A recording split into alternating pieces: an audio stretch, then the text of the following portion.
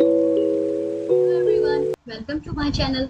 आज की इस वीडियो में हम लोग डिस्कस करेंगे विलियम शेक्सपियर के comedy play as you like it. ये पब्लिश हुआ था 1623 फर्स्ट फोलियो में। ये कहानी है दो देशों की। पहला देश जिसके राजा थे सर रोलैंड डी बॉयस, उनकी अब डेथ हो चुकी है। उनकी डेथ के बाद उनका बड़ा बेटा ओलिवर अब राजा बन चुका है। सर रोलैंड डी बॉयस मरने से पहले अपनी प्रॉपर्टी अपने तीनों बेटों के नाम बांट कर गए थे, पर उनका बड़ा बेटा ओलिवर जो कि अब राजा बन चुका है, वो जैक्स को तो अच्छा वैल्यू देता है, लेकिन वो ऑर्लैंडो को बिल्कुल भी सही से ट्रीट नहीं करता। ना ही वो उसके एजुकेशन पर पैसे खर्च करता है और वो ना ही वो उसकी नीड्स को पूरा करता है। तो कहानी की शुरुआत होती है, ऑर्लैंडो अपने वफादार नौकर एडम से बात कर रहा होता है कि उसका बड़ा भाई ओलिवर उसकी बिल्कुल भी परवाह नहीं करता, उसकी फिक्र नहीं करता। उसी वक्त ओलिवर वहां पर आ जाता है। तो ओलिवर और ऑर्लैंडो में बहस हो जाती है इस बात को लेकर। ऑर्लैंडो ओलिवर से कहता है कि उसे उसके हिस्से का पैसा चाहिए, पर ओलिवर कहता है कि उसे कोई पैसा नहीं देना है उसे, वो उसको कभी कुछ नहीं देगा। इस बात पर ओलिवर और ऑर्लैंडो काफी ज्यादा लड़ाई कर लेते हैं और गुस्से में ओलिवर ऑर्लैंडो को वहां से निकल जाने को कह देता है। इधर ओलिवर अपने एक नौकर से मिलता है, जो उसे आकर बताता है कि उसे एक चार्ल्स नाम का आदमी मिलना चाहता है।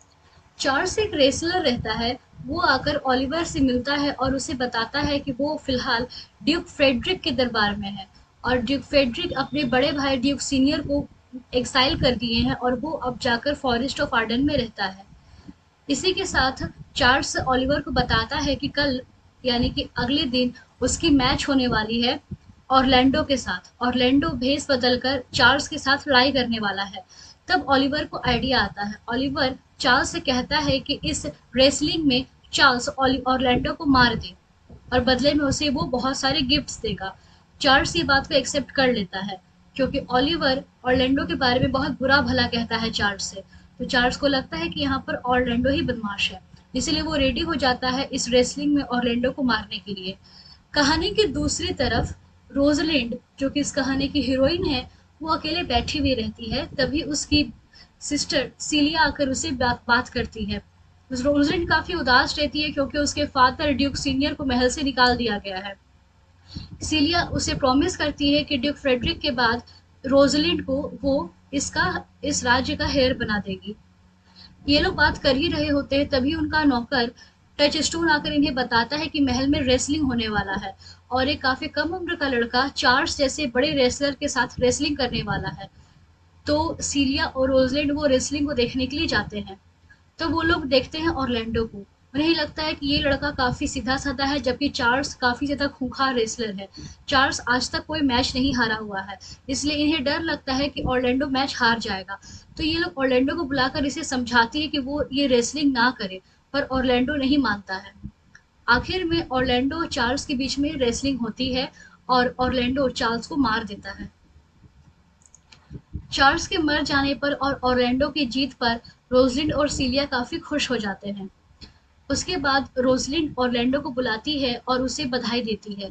सिलिया भी ऑरलैंडो को बधाई देती है और रोजलिंड ऑरलैंडो को अपना नेकलेस देती है। उसी वक्त ऑरलैंडो और रोजलिंड को एक दूसरे से प्यार हो जाता है। बाद में ऑरलैंडो रोजलिंड के ही एक नौकर से पूछता है कि ये लोग कौन है। तब वो बताता है कि ये रोजलिंड है, जो कि ड्यूक सीनियर की बेटी है। ड्यूक सीनियर को एक्साइल कर दिया गया है और अब वो फॉरेस्ट ऑफ आर्डन में जाकर रहते हैं।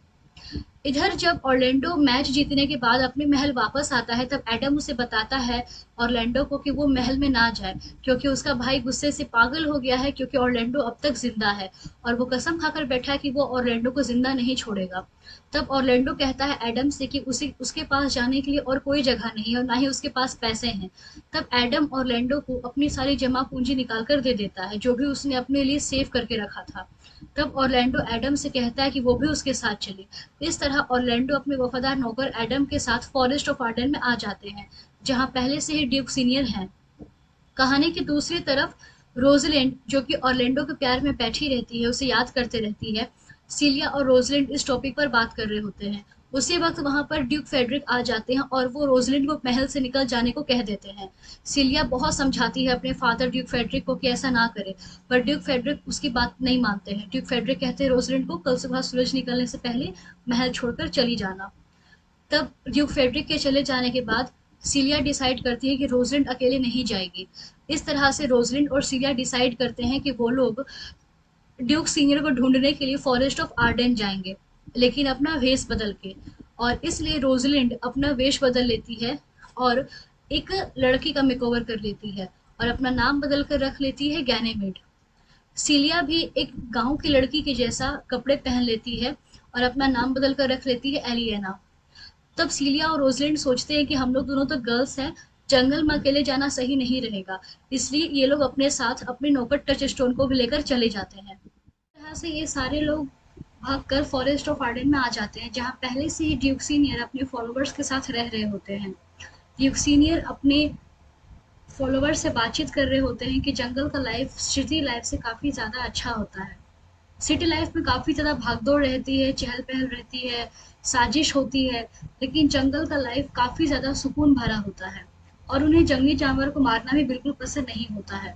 इस तरह से ड्यूक सीनियर अपनी फॉलोवर से बात कर रहे होते हैं।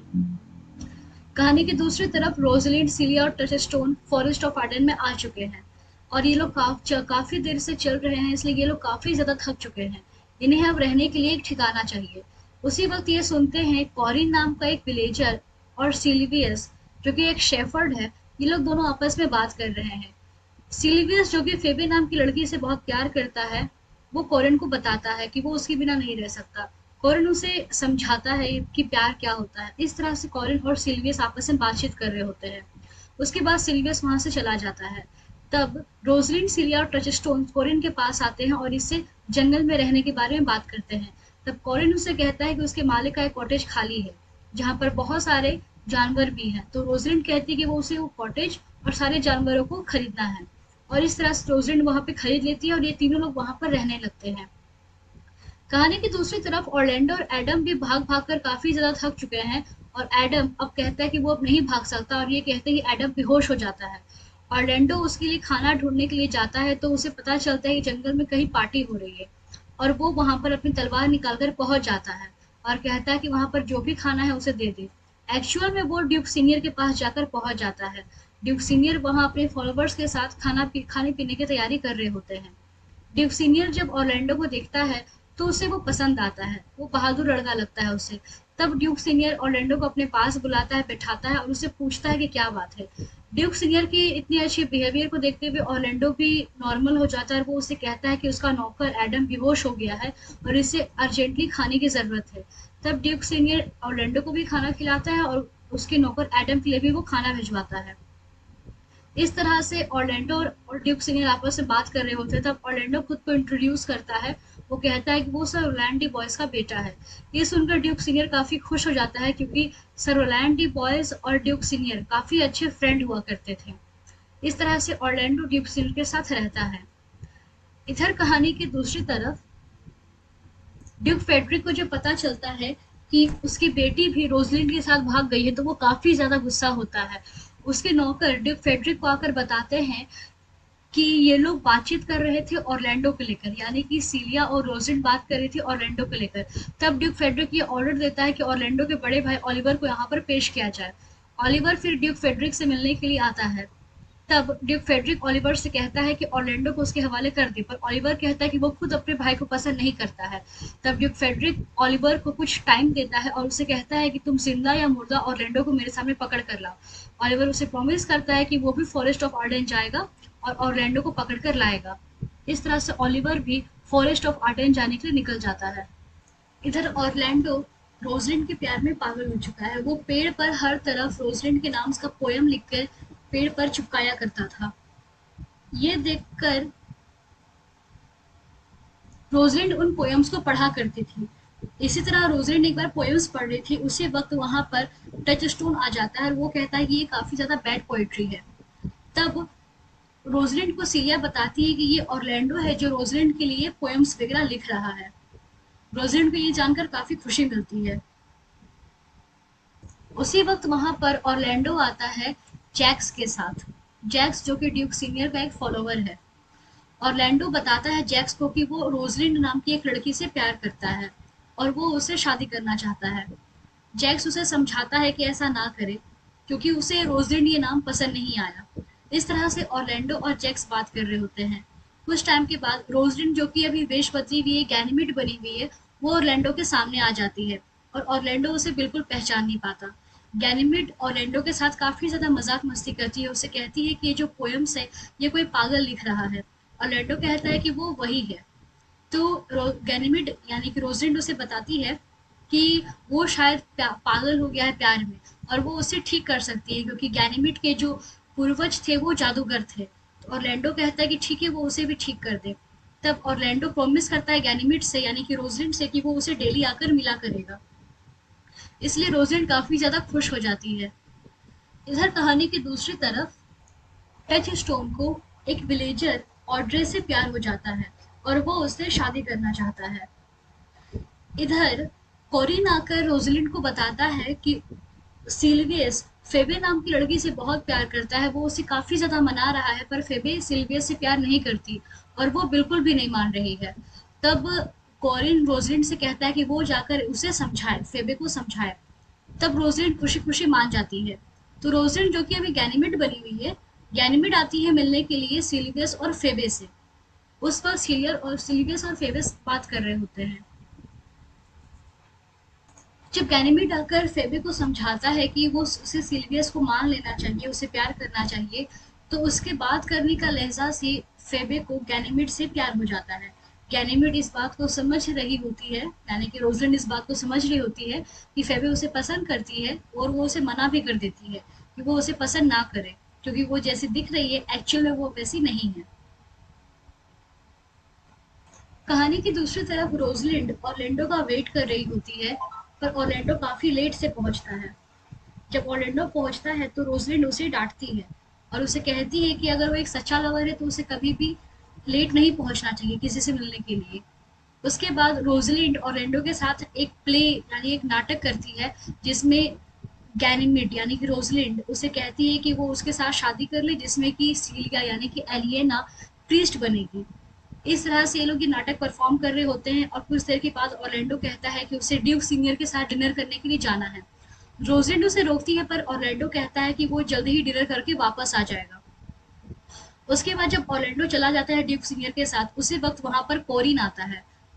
कोरिन रोजलिंड को एक लेटर देता है जो फेबे ने लिखा था गैनीमेड के लिए। उस लेटर में फेबे अपना प्यार का इजहार करती है रोजलिंड यानी सॉरी गैनीमेड के लिए, और वो कहती है गैनीमेड काफी ज्यादा अच्छा है और काफी उसे प्रेज करती है। रोजलिन को ये सब पढ़कर काफी हंसी आ रही होती है और उसे वो ये सोचती है कि फेबे को एक ऐसे लड़के से प्यार नहीं करना चाहिए जो कि एक्चुअल में लड़का है ही नहीं।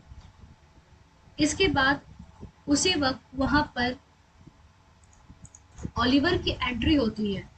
ओलिवर के हाथ में खून से सना हुआ एक रुमाल रहता है जो वो ले जाकर गैनीमेड को देता है और उसे बताता है कि जब ऑरलैंडो ड्यूक सीनियर से मिलने के लिए जा रहा होता है, उसी वक्त ओलिवर के ऊपर एक लाइनेस हमला कर देती है, एक शेरनी हमला कर देती है, और ऑरलैंडो अपने भाई ओलिवर को बचाने के लिए उससे लड़ जाता है और काफी ज्यादा जख्मी हो जाता है। ये उसी के खून से सना हुआ रुमाल है जो वो गैनीमेड को लाकर देता है। ये देखते ही गैनीमेड बेहोश हो जाती है और ओलिवर को भी काफी ज्यादा बुरा लगता है क्योंकि ओलिवर अब बदल चुका है। वो अब पहले जैसा बदमाश नहीं रहा और उसका हृदय परिवर्तन अब हो चुका है। कहानी आगे बढ़ती है। टच स्टोन और ऑड्रे बात कर रहा होता है। टच स्टोन ऑड्रे को समझाता है कि ये लोग जल्द ही शादी करेंगे और उसे पेशेंस रखने को कहता है।